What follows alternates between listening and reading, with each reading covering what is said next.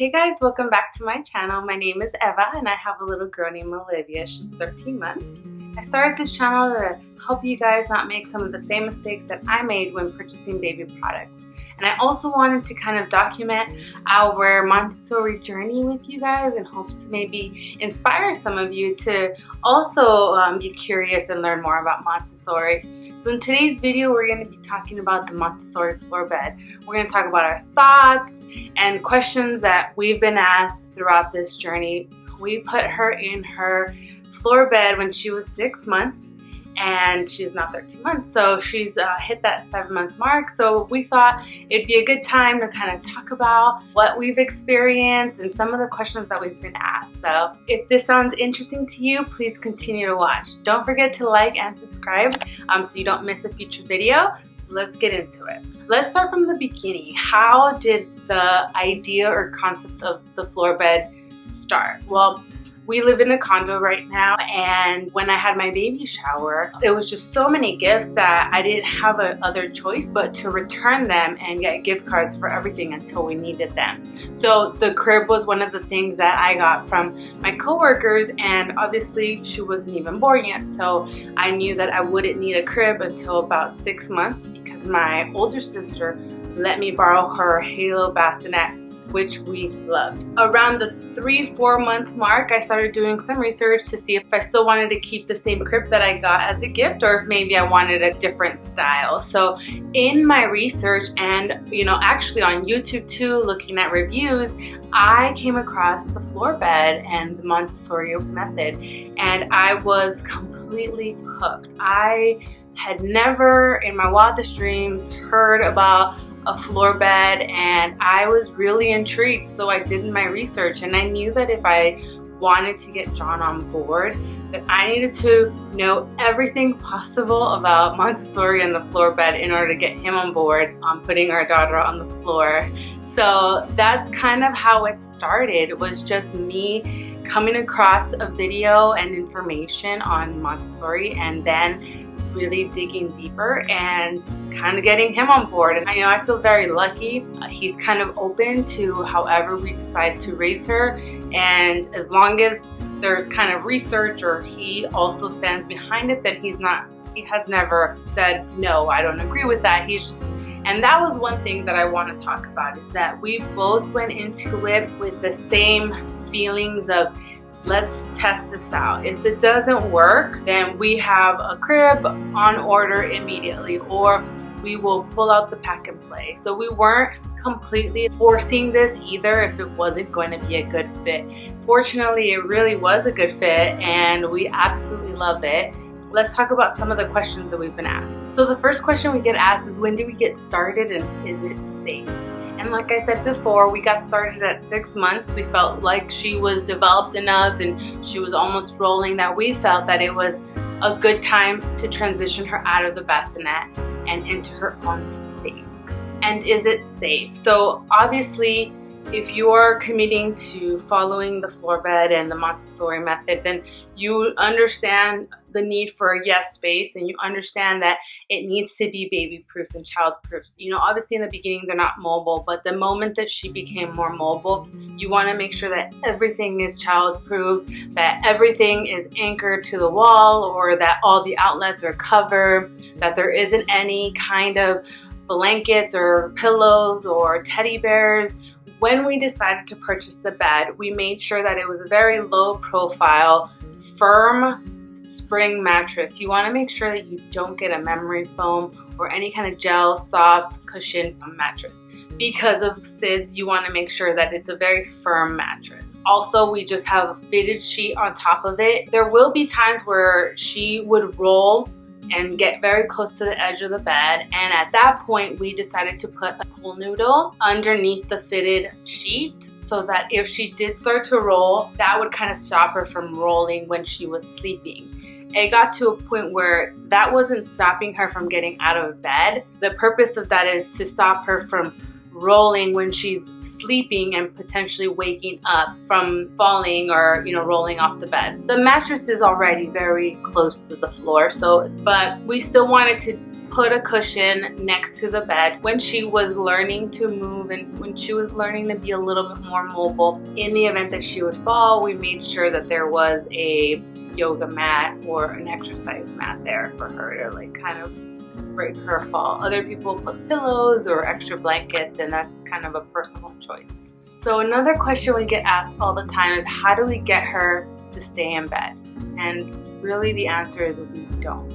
She knows that she has a choice to either stay in bed if she's tired or get up and explore her room. Most of the time there are 3 scenarios that happen, and the first scenario has been probably the most common, which she will get out of bed immediately, come to the door, knock, or cry for a second until we walk in there. We give her one last hug, we say it's time to go to sleep, and then we lay her back down. We immediately leave the room, and then she kind of rolls around, and then she'll either get up one more time, do the same thing, or she'll stay in bed. That does not happen more than 2 times in a night, where she will immediately get out of bed and go straight to the door. Scenario number 2, which is what's been happening a lot more now, she really understands that this is where I sleep and this is my bed. So she now rolls around for about 15 minutes or less, and she kind of whines a little bit, screams into her blanket, and then she just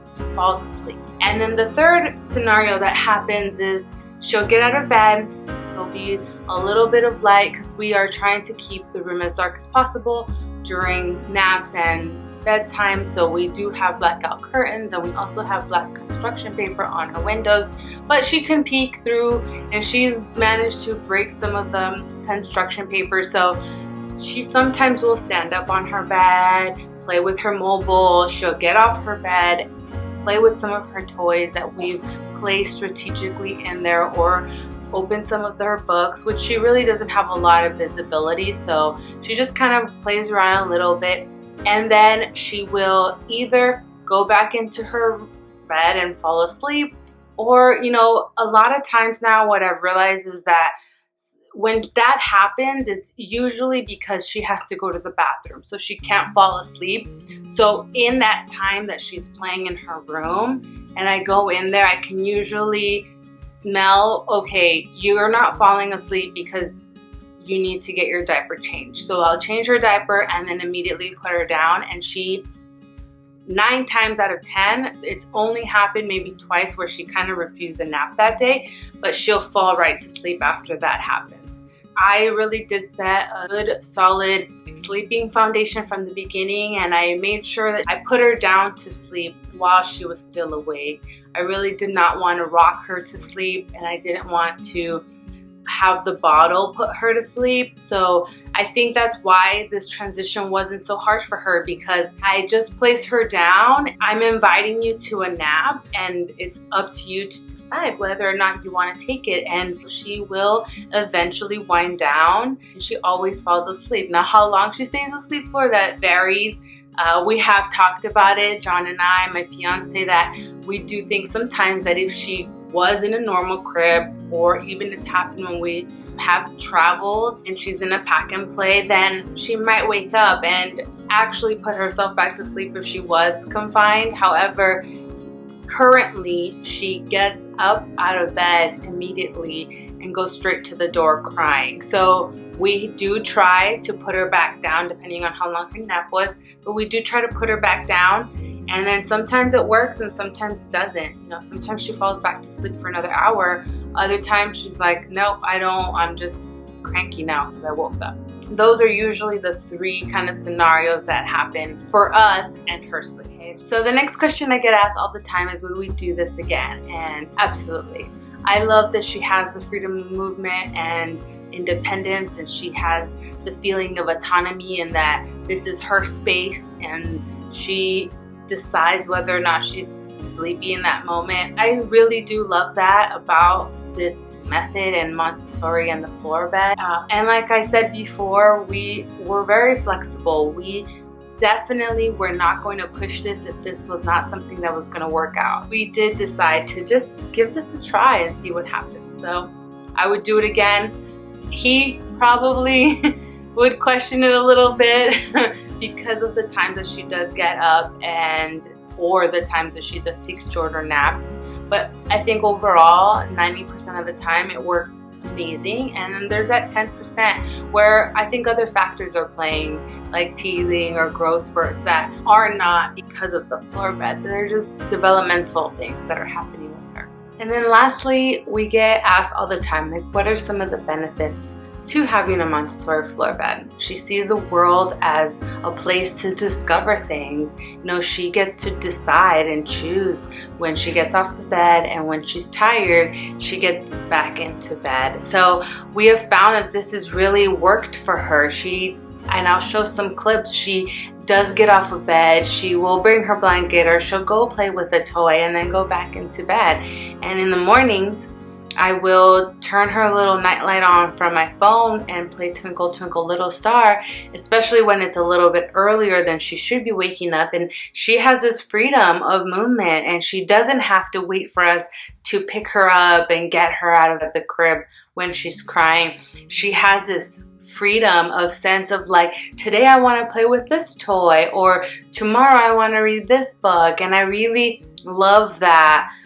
That she has this ability to kind of feel that she has a space to discover. In having that feeling, she also has a feeling of being respected, that she has furniture, she has a space that is at her level, that is at her reach, that she doesn't have to ask for a toy, and she doesn't have to ask for anything because it's all at her reach. When a baby grows up with this kind of respect, they develop a feeling of empowerment. They learn that they can make changes in their world at a very young age because of this. And this feeling leads to having a type of confidence that they are developing at such a young age. A floor bed encourages decision making. The floor bed provides your baby with choices from the moment they wake up. Every morning, they can choose the mobile, the mirror on the wall, the wooden rattle, or the cloth ball, all vetted for safety. They will exercise concentration on that activity. When your baby has limited choices, they will choose the activity that interests them most. The benefit that I found the most rewarding is the closeness the floor bed allows us to get with Liv. We get to snuggle in the mornings with her and read books before bed. She'll pick out what books she wants us to read and hands them to us. We've even all been able to snuggle up in the bed, all three of us, including the dog. And, lastly, when I was breastfeeding, it was extremely helpful being able to get into bed and sometimes even just falling asleep with her. Just really made a world of a difference of being able to continue my breastfeeding journey for as long as I did.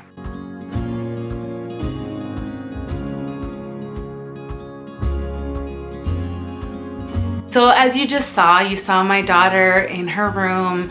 We do have a camera and we have that on all night long and with the volume, so if anything happens or if she does wake up, we can hear her. I really hope that you enjoyed this video. If you have any other questions, please leave a comment below. I will be happy to answer them. I know this is not very traditional here to have your child on a floor bed, but in a lot of parts of the world this is very normal. So I just thought maybe it would pique your interest like it did mine when I was learning about different options and different cribs, and I came across this, and we really are so happy that we did this. She has such a little independent personality, and I would not do it any other way, and I'm so happy that I have found this way of teaching, and we will continue to do videos on this journey because I find it fascinating, and I really hope to inspire some of you guys. Thank you so much for watching. Please don't forget to like and subscribe this video, and I will see you soon. Bye.